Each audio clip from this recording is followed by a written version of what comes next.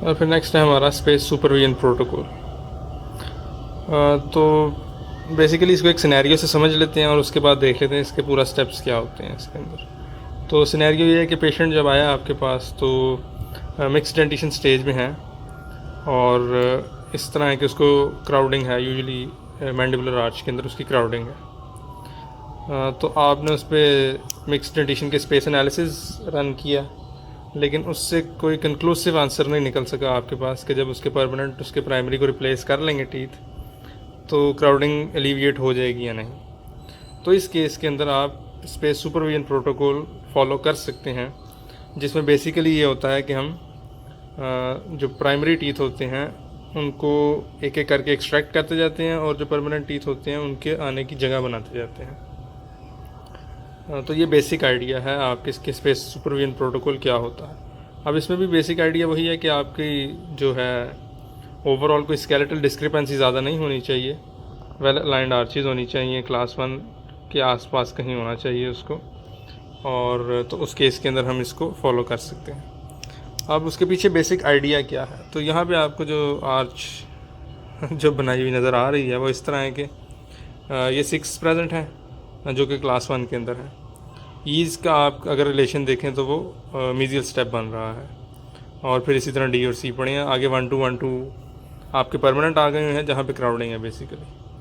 तो अब ये आपका मीजियल स्टेप का प्रोटोकॉल होगा। अब हमें पता है कि जब हमने कोरिलेशन पढ़ा था प्राइमरी और परमानेंट टीथ का, तो वह इस तरह था कि जो मैंडिबल की ग्रोथ होती है वो मैक्सिला की ग्रोथ से लेट फिनिश होती है, यानी एंड पे आपका मैंडिबल थोड़ा सा एक्स्ट्रा ग्रो करता है। दूसरा आपकी जो लीवे स्पेस होती है यानी CDE की टोटल विड्थ जो है वो ज़्यादा होती है 3 4 5 से, तो इवेंचुअली जब 3 4 5 इसको रिप्लेस करते हैं तो वहाँ पे थोड़ी सी स्पेस बच जाती है, वो भी मैंडिबल के अंदर थोड़ी सी ज़्यादा होती है मैक्सिला की निस्बत, तो उसमें भी आपका 6 जो है वो मीजियलाइज हो जाता है। तो ओवरऑल ये पिक्चर बनती है कि 6 मज़ीद आगे चला जाता है और क्लास 3 की जो इमेज है वो बन जाती है। लेकिन हमने यहाँ पे ये करना है कि 6 इस वक्त हैं क्लास 1 के अंदर, हमने 6 को बेसिकली अब छेड़ना नहीं है और ना इनको मूव करने देना है। हमने CDE की एक्सट्रैक्शंस करके 3 4 5 को उनकी जगह पे लेके आना है, इस तरह के 6 का क्लास 1 मोलर रिलेशन रहे और इंटीरियर क्राउडिंग सारी जो है वो एलिविएट हो जाए। अब उसका तरीका क्या है, सबसे पहले आपने सीज़ को एक्सट्रैक्ट कर देना। यूजुअली मोलर की आप इस तरह एक्सट्रैक्शन करते हैं कि मैंडिबुलर टीथ की एक्सट्रैक्शन इस तरह होती है कि मैंडिबल की जो परमानेंट की इरप्शन है वो मैक्सिलरी दांत से पहले हो जाए। तो आप सी को एक्सट्रैक्ट करते हैं सबसे पहले, और इस स्टेज पे करते हैं जब 3 जो होता है वो नोला स्टेज 6 7 पे हो, यानी 3 की जो इरप्शन है वो एक्सेलरेट हो जाती है। 3 की इरप्शन होगी और सीज़ की एक्सट्रैक्शन की जो बेसिकली जो आइडिया है वो ये है कि एक तो आपकी 3 की जो इरप्शन है वो एक्सेलरेट होगी, दूसरा थोड़ी सी जो इंटीरियर यहाँ पे 1 2 1 2 में क्राउडिंग होगी वो थोड़ी सी एलिविएट हो जाएगी और जो इंसाइजर्स होंगे वो अलाइन हो जाएंगे। तो पहला आपका स्टेप ये है कि आपने सी को एक्सट्रैक्ट कर देना। दूसरे स्टेप में आपने एक्सट्रैक्ट करना है डीज़ को। डी को आपने एक्सट्रैक्ट करना है जब तो इसकी स्टेज तब होगी जब आपका 3 इरप्ट कर रहा था नेचुरली, ऑब्वियसली थोड़ा सा डिस्टल आगे इरप्ट कर रहा होगा, तो जब उसकी इरप्शन अब मज़ीद इधर स्पेस नहीं रही यानी डी अब उसकी इरप्शन को ब्लॉक कर रहे हैं, तब आपने डीज़ को एक्सट्रैक्ट कर देना। डीज़ को आप एक्सट्रैक्ट करेंगे और ईज़ की स्लाइसिंग कर देंगे, यानी ई को आप थोड़ा सा मीजियली यहाँ से स्लाइस करके थोड़ा सा उड़ा देंगे, थोड़ा सा यहाँ से स्लाइस करके उड़ा देंगे। यानी बेसिकली आपने 4 के लिए थोड़ी सी स्पेस बनाई है, क्योंकि ऑब्वियसली हमें पता है कि डी और ई जो होते हैं वो मीजो डिस्टली विड्थ में ज़्यादा होते हैं, बड़े होते हैं एज़ कम्पेयर टू 4 5, तो वो थोड़ा सा जो है जब आप स्लाइस कर देंगे तो 4 के लिए थोड़ी सी स्पेस बन जाएगी। अब डी की एक्सट्रैक्शन से एक तो ये होगा कि जो सी के ब्लॉक हुआ, जो 3 ब्लॉक हुआ था हमारा, वो इरप्ट हो जाएगा, और डी को भी हमने इस टाइम पे एक्सट्रैक्ट किया कि 4 की इरप्शन हमारी जो है वो एक्सेलरेट हो जाए, यानी जब 4 हमारा नोला स्टेज 6 या 7 पे होगा तभी हमने डी की भी एक्सट्रैक्शन करनी है। तो ये आपका सेकंड स्टेप हो गया। और थर्ड स्टेप में आपने जो स्लाइस्ड ई है उसको एक्सट्रैक्ट कर देना है, यानी उसको भी एक्सट्रैक्ट कर देंगे। और दूसरी इंपॉर्टेंट चीज़ ये है कि आपने एटलीस्ट लोअर के अंदर आपने एक अप्लायंस लगा देनी है 6 के ऊपर, for example lower lingual holding arch लगा देंगे आप, जो इसको मीजियलाइज नहीं होने देगी। यानी यहाँ से जब आप एक्सट्रैक्ट करेंगे और जितनी देर में 5 ने इरप्ट होना है उतनी देर में यहाँ पे जो स्पेस बच जाएगी उसमें 6 ऑब्वियसली मीजियलाइज हो सकता है। तो आपने पहले एक अप्लायंस लगा देनी है जो 6 को मीजियलाइजेशन को रोकेगी और उसके बाद आपने ई को एक्सट्रैक्ट कर देना है। और ये स्टेप ई को एक्सट्रैक्शन का स्टेप तब होगा जब 4 की इरप्शन ई स्टॉप कर रहा होगा या हॉल्ट कर रहा होगा, यानी 4 नॉर्मली इरप्ट नहीं हो पा रहा।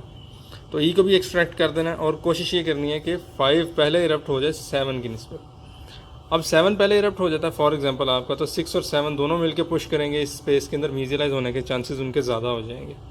तो इसलिए आपकी कोशिश होगी कि 5 पहले इरप्ट हो जाए ताकि ये स्पेस हमारी कवर हो जाए, उसके बाद 7 इरप्ट हो जाए, फिर उसके पास मीजियलाइजेशन के लिए कोई स्पेस नहीं होगी।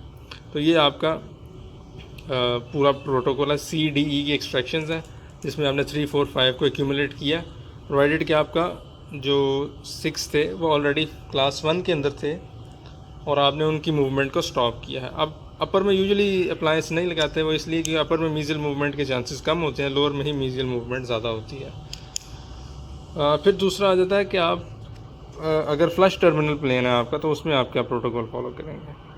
तो उसके लिए ये बना लेते हैं और देख लेते हैं कि क्या साथ होता है उसका। तो ये आपका 6 आ गया, 6 ऑब्वियसली आपका एज टू एज होगा। ये आपका 5 आ गया, सॉरी ई आ गया। ये ऑब्वियसली आपका डिस्टली जो है वो फ्लश टर्मिनल प्लेन के अंदर है। फिर आपका डी आ जाएगा और फिर सी आ जाएगा। तो just diagrammatically C D E. अब ये आपका एज टू एज में है जो 6 है और ये है आपका ई जो है ये है फ्लश टर्मिनल प्लेन के अंदर।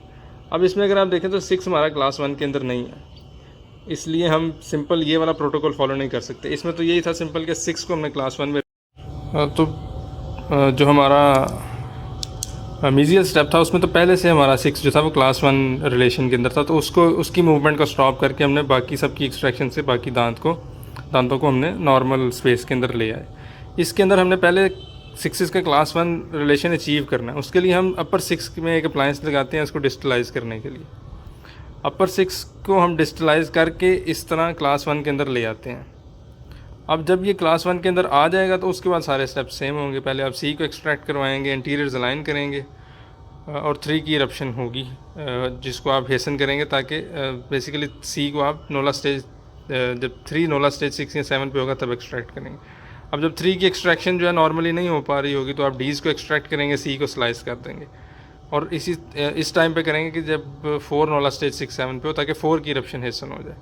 अब 4 की इरप्शन जब ई नहीं होने दे रहा होगा तो आप ई को एक्सट्रैक्ट करेंगे और 6 के ऊपर आप एक अप्लायंस लगा देंगे जो उसकी मीजियलाइजेशन को रोकेगी।